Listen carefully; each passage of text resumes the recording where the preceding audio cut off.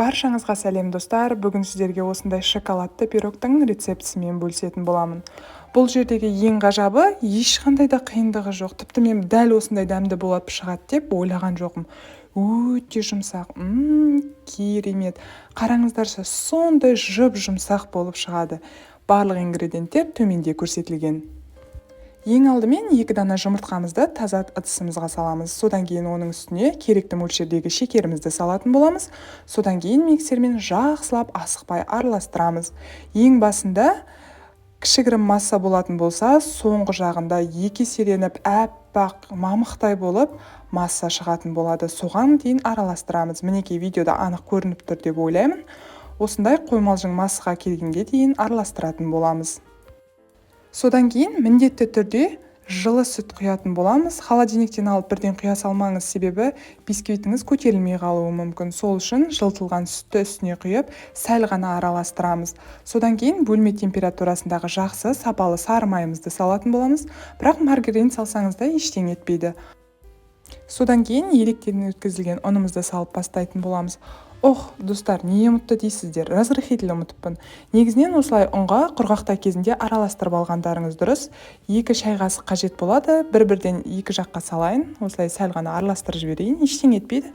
Сіз алдын ала бірге араластырып жіберуіңізге болады. Содан кейін миксердің көмегімен жақсылап, ешқандай комочек, яғни түйіршіксіз біркелкі консистенцияға келгенше араластыратын боламыз. Екінші бөліктегі ұнымызды да салып, жақсылап араластырамыз. Бірақ достар, көп араластырудың қажеті жоқ, себебі біз жаңағы сахар мен шекер мен жұмыртқаны жақсылап көтергіздіріп алдық қой. Егер көп араластырып жіберсеңіздер, отырып қалуы мүмкін, бисквитіңіз аласа шығуы мүмкін.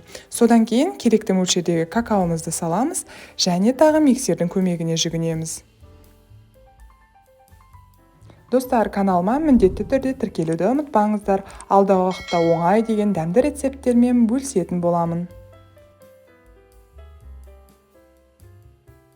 Мінекей какаомды араластырдым. Шеткі жағында дұрыс араласпай қалған жерлерін лопаткамен ортасына қарай ысырып, және тағы араластырамын. Бар болғаны осы достар, маған қажеті 24 сантиметрлік форманы пайдаландым. Пергамент қағазын төсеп алып, содан кейін қоймалжың массаны үстіне құя салатын боламын. Оған дейін пешімізді қыздырып қоюды ұмытпаңыз. 180 градуста бар жоғы 20-25 минуттың ішінде пісіп шығатын болады. Достар, егерде пешке жібергеннен кейін піскенін біле алмасаңыз, 20 минут өткеннен кейін ғана барып, пешті ашып, ағаш шпажканың көмегімен қарауыңызға болады. Егер шпажкаңыз құрғақ болса, пирогыңыздың ортасы пісті деген сөз. Мен пештен алғаннан кейін жай сіздерге түсінікті болсын деп көрсетіп жатырмын. Содан кейін пирогымыз суығаннан кейін ғана барып, шет жақтарын осылай пышақтың көмегімен ажыратып аламыз сәл-сәл. Содан кейін формадан шешетін боламыз. Мінекей ешқандай қиындығы жоқ, формадан жеңіл алынады. Содан кейін микроволновкада ерітілген кез келген шоколадты үстіне құя салсаңыз болғаны. Немесе басқаша әсемдеуіңізге болады. Барлығы өзіңіздің фантазияңызға байланысты. Бізге осылай шоколадпен әсемдеген ұнайды. Содан кейін үстіне кокос стружкаларын себе салдым.